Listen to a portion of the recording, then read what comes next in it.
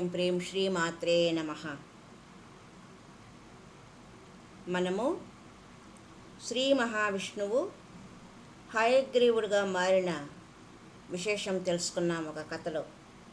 అలాగే మహాశివుని గురించి తెలుసుకుందాం.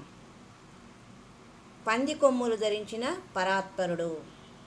పూర్వము హిరణ్యాక్షుడు అనే పేరు గల రాక్షసుడు భూమిని చేప చుట్టినట్లు చుట్టుకొని దాన్ని తీసుకుని వెళ్ళి పాతాళంలో దాక్కున్నాడు.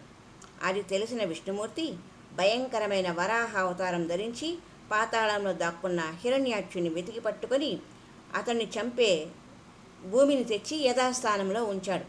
కానీ దానవుడి రక్తం తాగడం వల్ల వరాహానికి మత్తు ఆవహించింది.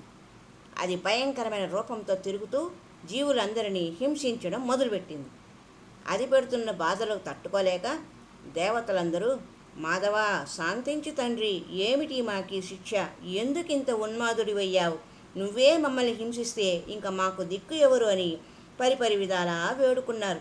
వాళ్ళ ప్రార్థనలకి ఆ వరాహమూర్తి శాంతించలేదు.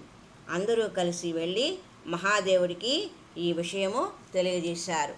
వెంటనే కరిచర్మాంబరుడు భయంకరమైన వరాహంతో కలియబడి దాని కొమ్ములు విరిచి వదిలాడు. అప్పటికి కానీ మాధవుడు శాంతించలేదు. మహాదేవ, భక్తుల కోరికలు నెరవేర్చేవాడా, నన్ను రక్షించడం కోసం వరాహంతో పోరాడి విరిచిన ఈ కొమ్ముల్ని నువ్వే ధరించు. ఇక ముందు ఎప్పుడూ ఇటువంటి అజ్ఞానము నాకు కలగకుండా ఉండేటట్టు అనుగ్రహించు అని ప్రార్థించాడు. అప్పటి నుండి వరాహం కొమ్ముని ధరించాడు పరమశివుడు. హరి ఓం తత్సత్.